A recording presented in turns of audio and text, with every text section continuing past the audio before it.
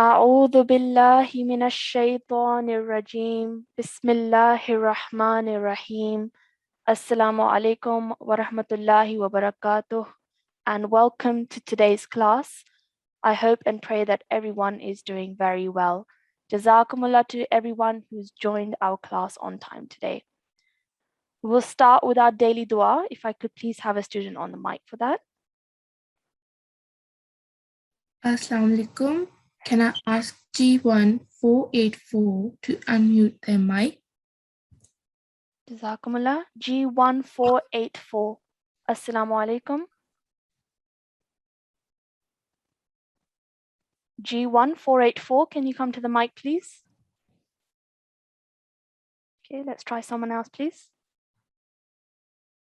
Can I ask G1 665? G1665. Assalamu alaikum. G1665. Assalamu alaikum.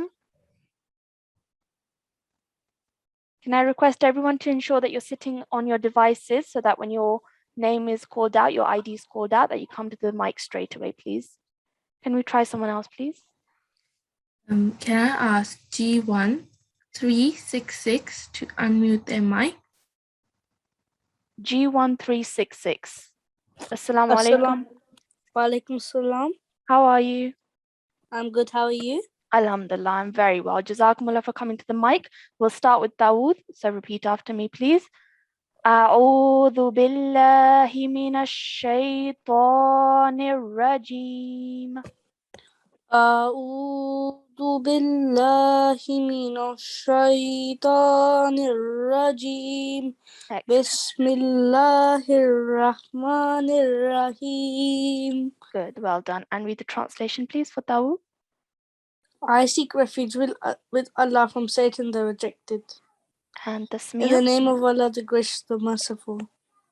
Excellent, well done. Let's go down to Friday's dua. So repeat after me, okay? ربنا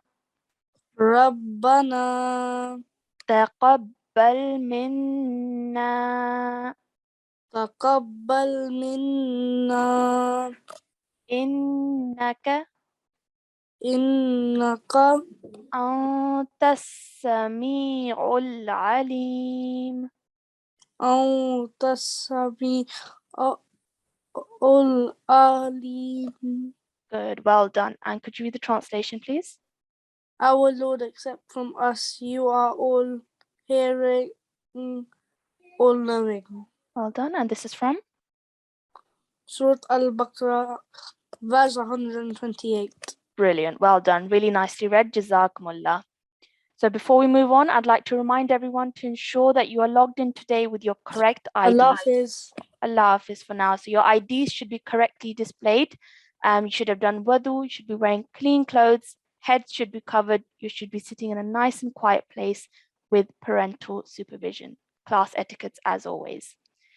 So today's class's agenda is as follows. As you know, Friday's class is always a recap class, and in today's class we'll be revising what you've learned this week, and we'll be revising lessons number 12 to 14 in today's class. So we'll start off inshallah with a small presentation in which we'll cover give you a quick overview of those lessons, and then we'll go into our breakout rooms in which you'll be practicing exercise 12.3, exercise 13.3, and exercise 14.4 with your breakout room teacher, inshallah.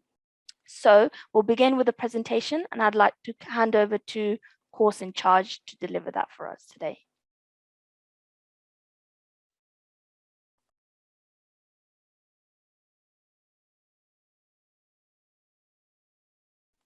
Assalamu alaikum, course in charge.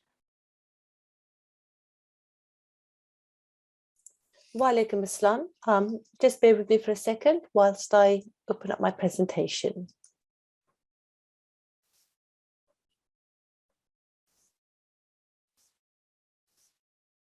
Okay, and if I can just confirm that my presentation is on the screen. Yes. Alhamdulillah. Okay. 1 moment. Okay, so this week we have, and the end of last week, we covered Sukoon, Tashdid, and Ghunna. And today we will just revise those three topics so that we can practice them thoroughly in the breakout rooms with our teachers. So first of all, let's look at Sukoon, which you did last week. So this was done in class 18, and Sukoon is a shaped symbol which sits above a letter, and it looks like that in the orange circle. It is also known as a jazm. So sometimes you'll hear teachers refer to it as a sukoon and other times as a jazm. Means both the same thing. Okay, so also you learned that there's a word known as sakin. A letter that carries a sukoon is called sakin. So in the purple circle is a lam with a sukoon on the top, and that's known as a sakin lam. Any letter that carries a sukoon is a sakin letter, and this one happens to be a lam, so we call it a sakin lam.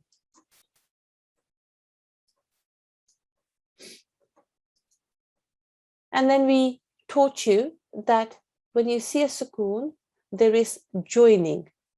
A sakin letter joins to the most recent voweled letter. A voweled letter is a letter that carries a stroke. So in the example in the green circle, you can see a sakin lam. It's sakin because it carries a sukoon. And just before it is a voweled letter, an alif that carries a fatha.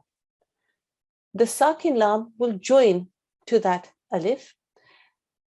And when you join, both sounds of both letters must be made. And you have to be really careful to make sure that you make the complete sound, that you touch on both letters, and you mustn't rush through. So the example in the green circle would be al, al. Okay. Sukoon is taught in the Talimul-Quran lesson number 12 for anybody who wishes to visit it again. Okay, so some easy steps when it comes to sukoon. You need to remember that a sakin letter is a letter that carries a sukoon. So here we have the example of a lam sakin. A voweled letter is a letter that carries a stroke. So here we have an alif that carries a fatha, and that is a voweled alif. A sakin letter joins to the most recent voweled letter. So there is joining when you see sukoon.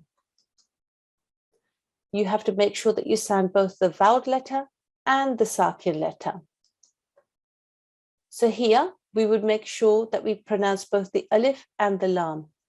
Al, al. And it's really important not to rush through and to make sure that you make the complete sound. So don't just say al and then move on. You have to make sure that you pronounce both letters quite firmly. Al, al. And that would make for really good reading of sukoon. Then we went on to teach you about something known as the Steed. Now the Steed is a, whoops a daisy, bear with me, a shaped symbol that sits above a letter. It looks like a W, and you can see an example there in the orange circle. It is also known as a shadda. So if you hear people refer to a tashdid or a shadda, it means exactly the same thing. That symbol in the orange circle that looks like a W.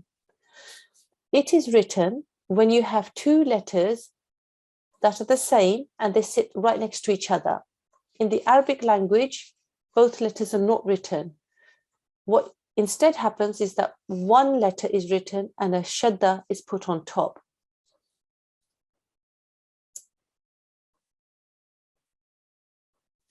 Okay, so we introduced the word mushaddad.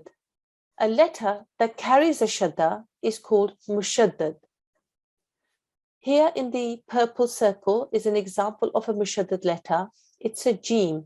So we can call that a mushaddad jim. Remember, when two same letters are next to each other, only one is written and a shadda placed on top. So although you only see one jim there, there are in fact two there. The shadda is telling you that there are two there. Now,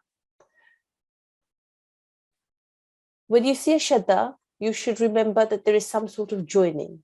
A mushaddad letter joins to the most recent voweled letter. Both sounds must be made, and you must remember to press down on the mushaddad letter because there are actually two letters there. So when you make the sound, you've got to make the sound that's appropriate to two letters. So in that green circle, the example that you've got there, the way to pronounce that would be suji, suji. You need to join and you need to make sure you press on the mushaddad letter. Now that was taught in the Quran lesson number 13 for anybody who wants to revisit that lesson. Okay.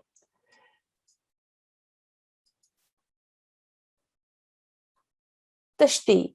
Some simple, easy steps whenever you see a tashteed.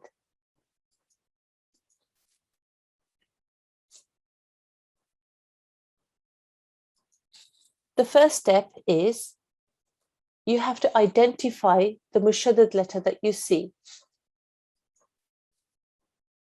So here, in that example there, is a jim with the tashteed on top, or a shadda if you like. That is the mushaddad letter. The second step is to identify the voweled letter, the letter that carries a stroke. And in that example, it happens to be a sin, which is carrying a dhamma. Once you've done that, remember that shadda causes joining, and you have to join the mushaddad letter with the voweled letter. And to make it easy, to start off with, ignore the stroke that you see on the mushaddad letter. So here, you ignore the stroke that was with the jim, and you just do the joining. So you say suj, suj. The next step to do is to then look at the stroke that is on the mushaddad letter and make the right sound. Now, that happens to be a kasra, and you would normally say G, G. And then once you've done those steps, you can then put everything together. And you have to remember to press down on the mushaddad letter because there are two letters there. So this example in the blue circle would be suji, suji. You join the sin and the jim, suj, and then you add in the kasra sound, suji. And if you follow those steps, you should cope with the tashteed very, very easily. Okay, so then we went on to learn about nasalization. Now, nasalization is a sustained nasal sound. So it's a sound that comes through your nose.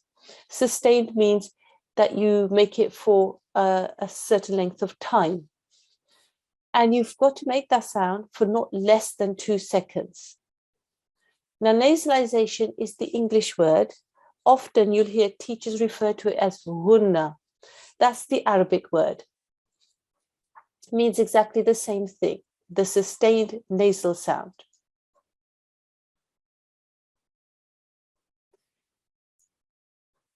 Now, nasalization or ghunna occurs only on 2 letters. A mim when it carries a tashteed on top, so a mim mushaddad, and a noon when it carries a tashteed on top, a noon mushaddad. Mim mushaddad and noon mushaddad are the only two cases where you make ghunna. And in order to apply the rule of ghunna, you follow exactly the same steps as you did do with any normal tashdid, but there's just one extra step. And I'll go through that step in a moment. But if anybody wants to revisit nasalization, it's in the Talimul-Quran lesson number 14. Okay, so tashdid, which includes nasalization, there are 6 easy steps to make sure you can always apply it. The first step is, like before with normal tashdid, you identify the mushaddad letter. And in that example, we've highlighted it in yellow. The second step, like with all normal tashdid, you identify the vowel letter. It happens to be that letter there inside that yellow box. The third step is to join the mushaddad and the vowel letter. And remember, just like before, make it easy, ignore the stroke that's on the mushaddad letter. So as you can see there, I haven't placed any stroke with the meme. So you join, you say ham, because that's the sound that those 2 letters will make. Now this is the extra step. You have to check, is the letter that you're joining, is it a meme or a noon mushaddad? And if the answer is yes, then you have to make a ghunna for not less than 2 seconds. So here, in that example there, it is a meme mushaddad. So we'll say ham to join, then we'll make a 2-second ghunna. Ham.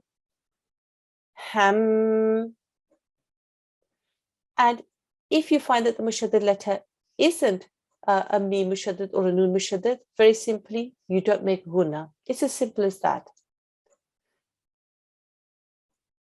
Step number 5 is, as with normal tashdid, you look at the stroke on the mushaddad letter and make the right sound. It happens to be a fatha, so we say ma.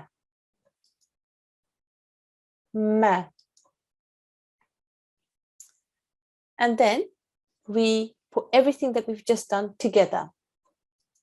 So in that example there, we would join the mushaddad meme to the vowel ha, and we say ham. We'd realize that it's a mushaddad meme, so ghunna has to happen. Ham, and then we'll add in the fatha sound. Ham. And if you follow those steps, that will always take care of any example of tashdid that you see, which will include when you have to make a ghunna. And hopefully, inshallah, that will make it quite simple for you. Tashdid and ghunna are very simple if you follow those steps, as is sukoon. Okay, so now we have done the presentation, and I think if I could just ask my breakout room coordinator if we are ready to open the breakout rooms.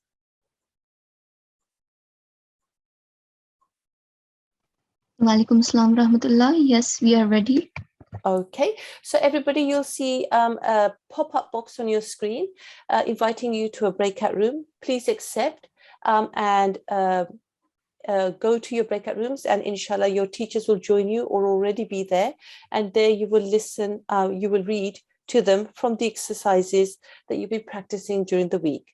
And inshallah we will meet you again at the other end for our concluding dua. So the rooms have been opened. Please accept the invitation and join your breakout rooms.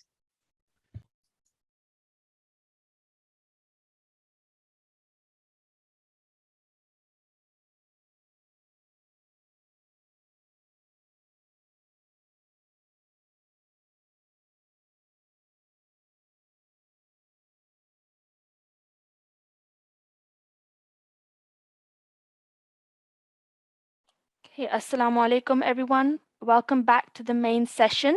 We're going to end with the concluding dua now.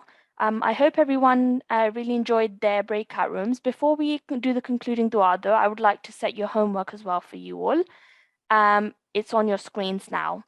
So for the weekend, your homework is to practice exercise 13.3, which is on page 65. And we'd like you to please practice the second 2 columns.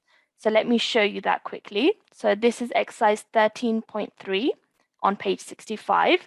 And we would like you to, this is exercise 13.3. So we'd like you to practice the second 2 columns, okay? So overhead, this column going all the way down and this column going all the way down, okay? So please do practice this as part of your homework for the weekend. The other part of your homework is to practice exercise 14.4, and we would like you to please practice the second 2 columns in this exercise as well. So this column going all the way down over here, okay? And the column next to it as well. So all this column over here as well. Okay, so a lot for you to practice on, a lot of material for you to practice on. So please do take advantage of this and make sure that you do your homework. Because as we've been saying, the more you practice, inshallah, the better your recitation will get. So please do ensure that you do your homework. When you're looking at exercise 13.3, we'd like you to remember to press on the mushaddad letter. Okay, so wherever you see a mushaddad letter in that exercise, we'd like you to press down on that letter, making sure you stress it appropriately. When you're looking at exercise 14.4 in your homework, make sure that you make a ghunna sound no less than 2 counts on either mim mushaddad or noon mushaddad. So wherever you see a mim mushaddad or a noon mushaddad, we have to remember to make a ghunna sound, a sustained ghunna sound. It's a nasal sound that you have to make, and it has to last for at least 2 counts.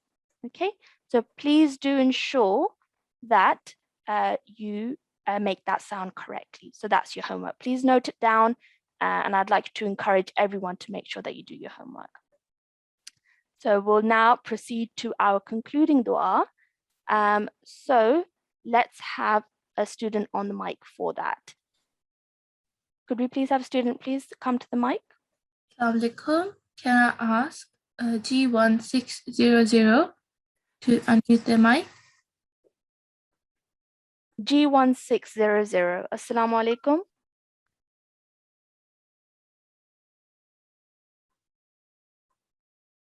Assalamu alaikum. Okay, not to worry. If I can call 3 students to the mic, and they can all do bits of the prayers, okay? So if I can call first of all a student G1723. If I could just get hold of their icon, G1723. Assalamu alaikum. G1723. Assalamu alaikum. So if G1723 can do the Dawood, please. So G1723, if you could repeat after me. أعوذ بالله من الشيطان الرجيم. أعوذ بالله من الشيطان الرجيم. Excellent, good, well done. Okay, and then if I can now call a student G1557. If I can just get hold of their mic, I can't quite. If you can ask the support coordinator to get G1557 to do the tasmiyah, please. Assalamu alaikum. Wa alaikum assalam. Jazakumullah for coming to the mic. We're doing tasmiyah now, so please follow after me. Bismillahirrahmanirrahim. Bismillahirrahmanirrahim. Excellent, good, well done. Okay. And then if I can now call a student G1486. G1486, if you can come to the mic, please.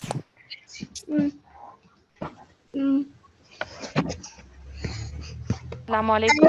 Allahumma a'udhu billahi minash shaitanir rajim. Bismillah. Good, well done. So just wait for me to say it and then follow after me, okay? Well done, good. You're doing really well. Allahumma arhamni Allahumma hamni bil-Qur'anil azim. Bil-Qur'an al-Azim. Excellent. Well done, mashallah. Really nicely read. And the translation, please, if you could read that for us. Oh Allah, have mercy on me through the Quran the Great. Well done. Jazakumullah for reading that for us today. Assalamu alaikum. Apologies for interrupting. Jazakumullah for everybody attending. Some of you are asking for the Google Drive link. If you can possibly email us at ukquranclass@gmail.com. ukquranclass@gmail.com. If you can email us, we will give you the link via email. And if you do that, we can get that to you straight away within the next half hour. Okay, so apologies for interrupting. I'll allow the main teacher to now conclude. No problem. Jazakumullah everyone for joining today's class. I hope you all have a lovely weekend.